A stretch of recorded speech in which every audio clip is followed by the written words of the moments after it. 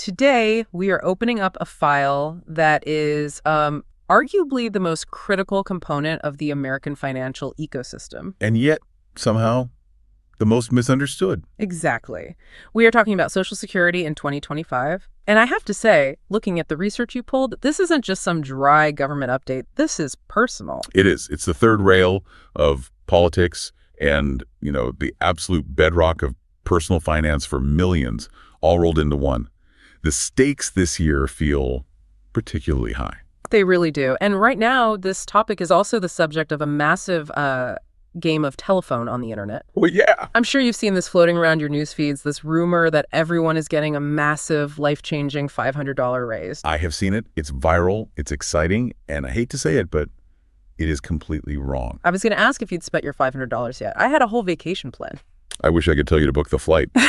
Look, I hate to be the wet blanket right at the start, but we need a hard reset on expectations here. If you are budgeting for an extra $6,000 a year to just magically appear, you are heading for a financial cliff. That $500 figure is what our source material calls a media distortion. A media distortion. It's a classic case of taking a theoretical maximum, a best-case scenario, and just presenting it as the average reality. So consider this deep dive a strategic autopsy. We aren't just going to read the press release. We are going to cut open the 2025 adjustments, look at the CLLA math, the hidden taxes, all of it. And the why here is so important. This isn't just about, an extra steak at the grocery store. This is a financial restructuring. The headlines focus on the gross number, but your life is lived on the net income. Right. And if you don't understand the deductions, that first deposit in 2025 is going to be a nasty shock. Let's get right into the numbers then. We need to debunk this $500 myth before we do anything else. What is the actual math? The official cost of living adjustment, or CLLA, for 2025 is 2.5%. 2.5%? That feels light. It does. Especially compared to the last couple of years. I mean, we saw that huge 8.7% spike recently.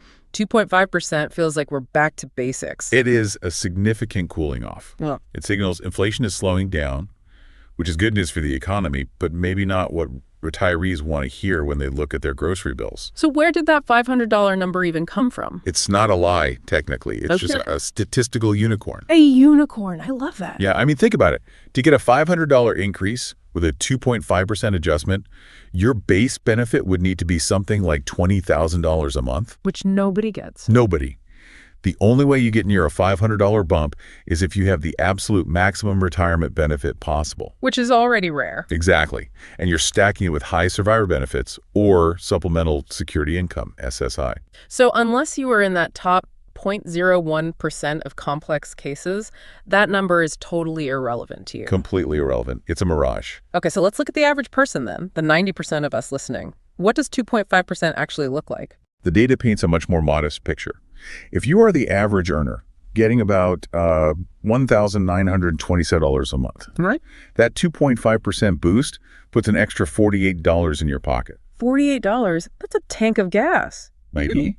It's certainly not a lifestyle changer. And even for a high earner, say you're at full retirement age, getting $3,822 a month. The increase is still less than $100. It's about $96, yeah. It's hardly the lottery when the internet is promising. I'm looking at this comparison table from our sources, and it's stark.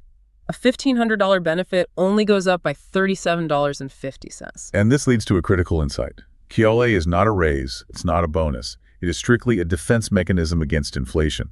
The government says things at 2.5% more expensive, so here's 2.5% more money. But here's the rub. That basket of goods the government measures doesn't always look like my basket of goods, Precisely. This is the inflation mismatch. Seniors spend a higher percentage of their income on healthcare and housing, and inflation in those sectors often outpaces the average. So if my health costs go up 5%, but my check only goes up 2.5%. You've received a raise, but mathematically you are poorer than you were last year. You have more dollars, but they buy less. That's a sobering way to frame it. It's the reality of fixed income economics. Speaking of costs that rise faster, we have to talk about the invisible tax, because the gross amount on the letter from the SSA is almost never what hits your checking account. No. This is where people get ambushed. They expect that $48 raise, they check their statement, and it's not there. And the culprit is usually Medicare Part B. The legendary Part B premium, what's the damage for 2025? The standard premium is rising to about $185 per month. Okay, so let's play this out. My check goes up $48 from KLA, but my Medicare premium also goes up. Wait, does the Medicare hike just eat the raise? It can.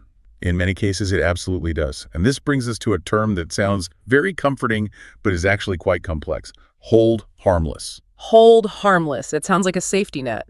It is a safety net, but a very specific one.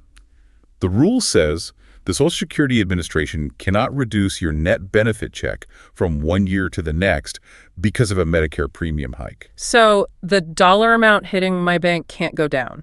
I won't get less money than I did in 2024. Correct. But, and this is a massive but, it doesn't guarantee your check will go up. Ah, I see where this is going. Right. If your COLA raise is, say, $40 and the Medicare premium increase is $50, they can't take that extra $10 from your existing check. Okay. But they can and will take the entire $40 raise to cover as much of the premium hike as possible. So you end up in a financial standstill. Exactly. You get the letter saying congratulations on your 2.5% increase, but your bank account in January looks identical to December. And that's the trap. If you've already mentally spent that $48, or God forbid that rumored $500, you're in trouble. Always focus on net income. Gross income is a vanity metric in retirement. Now, while we're managing expectations, let's talk about timing. Because even if you do get a net raise, you aren't going to see it when you think. The January hangover. It's a real thing. People forget that Social Security pays in arrears. Break that down. In arrears sounds like debt collection. It just means you are paid for the past, not the future. The check you get in January 2025, that's your payment for December 2024. Which means it's at the old 2024 rate. Correct. You won't see the 2025 COLA increase until the payment that arrives in February. That's the payment for January. So looking at your account on January 3rd, expecting new money, you're a month too early. Month too early. And frankly, January 3rd is misleading for most people anyway. The payment schedule is a very specific matrix. Right, based on your birthday. It's like a sorting hat for cash flow. Let's walk through the waves. Sure. It's all designed to spread the banking workload. So wave 1, if your birthday falls between the 1st and the 10th of the month, You get paid. the second Wednesday of the month, Okay, wave 2. Birthdays between the 11th and the 20th. you are the third Wednesday. And the rest of us, 21st, the end of the month? You're the fourth Wednesday. So almost nobody gets paid in that first week. The only exception is the legacy group. If you started getting benefits before May 1997, or you're getting SSI, you get paid on the 3rd. But for most modern retirees, it's a Wednesday cycle. Which is crucial for bill paying. If your mortgage is due on the 1st, but your check doesn't come until the 4th Wednesday. You have a massive cash flow gap to manage. You have to know the date. I want to pivot now to a different group. We've been talking about fully retired people, but a lot of people are retired, in air quotes. They're claiming benefits, but still working part-time. The working retired. It's a huge and growing segment. And it's probably the most dangerous place to be if you don't know the rules because of the earnings test. This is where the government penalizes you for working too much, right? If you claim early, yes. Before you hit your full retirement age, your FRA, the government puts a cap on what you can earn. For 2025, that cap is $23,400. $23,000, that's not a high ceiling. Not at all. And once you cross it, the clawback is aggressive. For every $2 you earn over the limit, they withhold $1 of your benefits. So it's like a 50% tax. It feels like it. But here is the nuance that almost everyone misses. It is not a tax. It is a deferral. Explain that. Because if they take my dollar, it feels gone. It feels gone, but the SSA is basically forcing you to save it. When you hit your full retirement age, they recalculate your monthly benefit to pay that withheld money back to you over your expected lifespan. So your check actually goes up later. Yes, it's a forced delay. You aren't losing the money, you are just pushing it into the future. That's a massive psychological shift. It's not a penalty, it's a mandatory savings account. Exactly. And once you hit FRA, the earnings limit vanishes. You can make $1 million and keep every penny of your Social Security. Which brings us to the strategy of waiting. Our source material highlights something called the 8% strategy. This feels like the antidote to the inflation problem we talked about. It is the single most powerful tool in the retirement toolkit.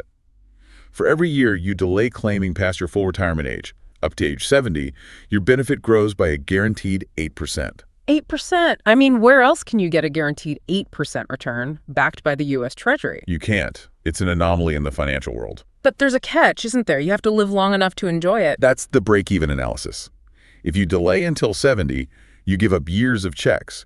To make that back, you usually need to live into your early 80s. So it's a bet on your own longevity? It is.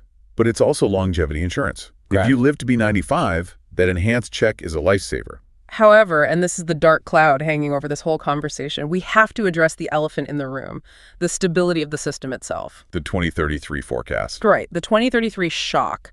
Walk us through what that actually means, because people hear insolvency and they think zero. That is the biggest myth. Insolvency does not mean the bank account is closed. It means the savings account, the trust fund, is empty. So there's no buffer left. Right. But they still have cash flow from taxes coming in. The problem is that cash flow is only enough to cover about 79% of the promised benefits.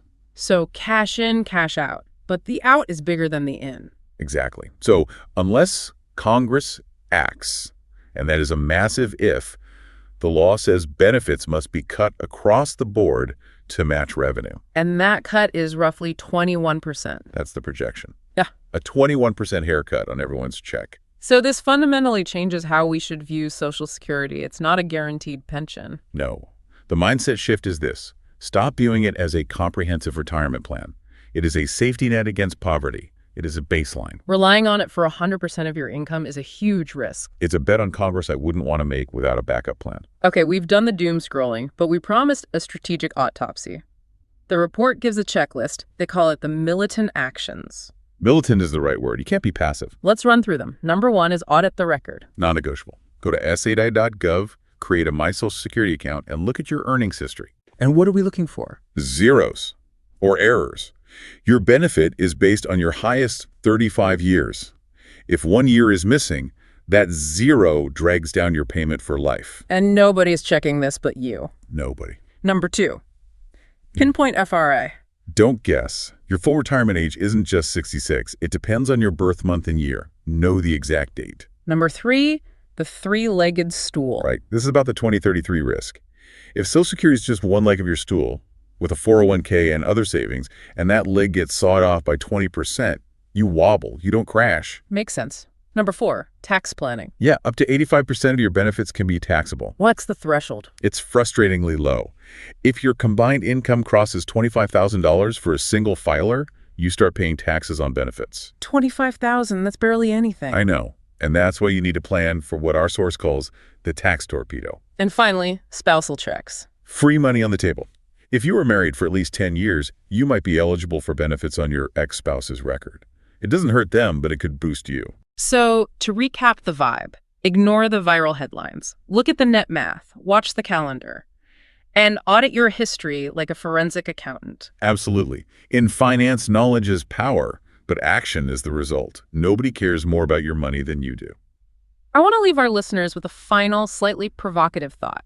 We talked about 2 conflicting forces. We have the 8% strategy, waiting to get a guaranteed bigger check. And we have the 2033 shock, the risk that the government might cut checks by 21%. It's a paradox, right? You are essentially betting on legislative competence versus your own patience. If you wait for the bigger pie, are you just waiting for a pie that the government is going to slice 20% off of anyway? That's the gamble. Is the smarter play to take the money and run now? Or is that 8% growth strong enough to outrun the cuts? That is a gamble only you can decide to take. Thanks for listening to this deep dive. Stay informed.